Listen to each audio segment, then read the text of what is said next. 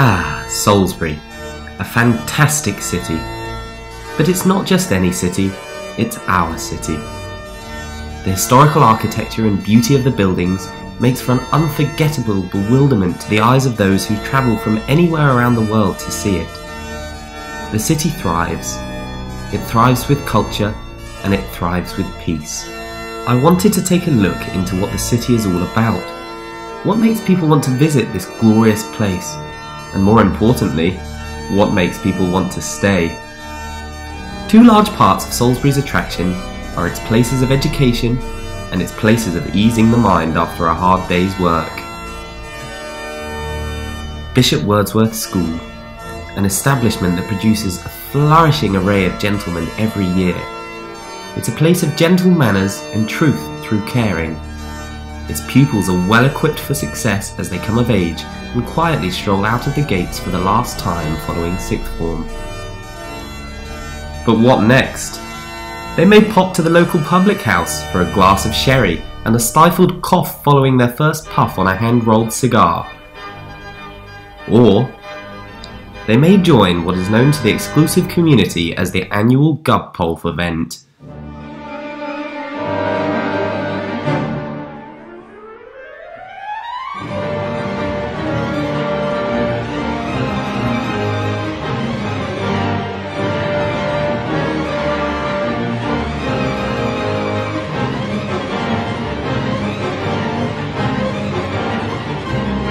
The organisers of this death-defying event are Ian Miller, Josh Green and Connor Sheehan, with a number of Bishop Wordsworth alumni behind the scenes making the dream come to life.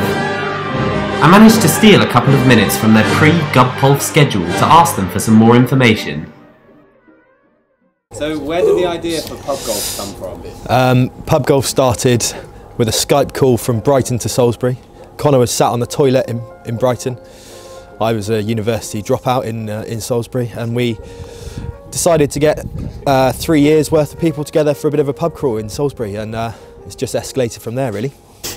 Without giving away any identities, what's been the most atrocious moment in Gub Polf history? A few spring to mind. One chap once was running down towards Bishop's, and he didn't see a bollard. He slammed his knee so hard it blew into a football.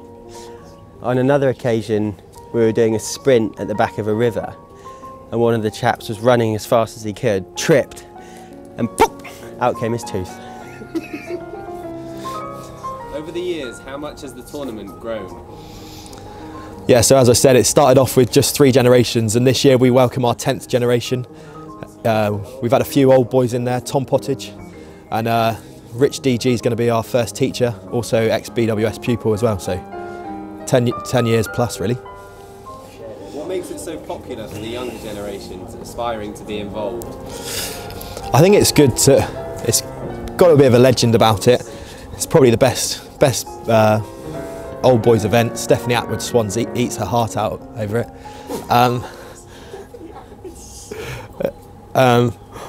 And yeah, it's just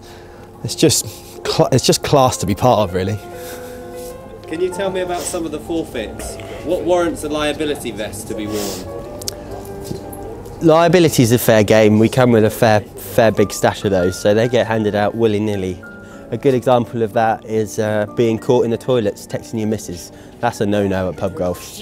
Other forfeits range from dodgy pints, Baileys with Guinness, for more serious offences.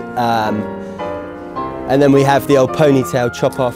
That just comes if you turn up with a ponytail. So yeah, there's a variety of forfeits, and yeah, we never know who's going to get them.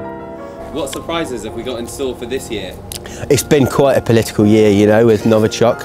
We've had Trump, Theresa May. We've had Tubbsy taking over a few Subway stores around the globe.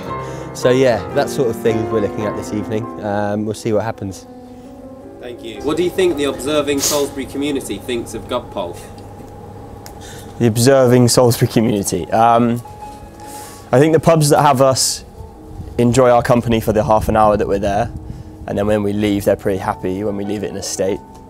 I think the general public are pretty hate us, they hate us.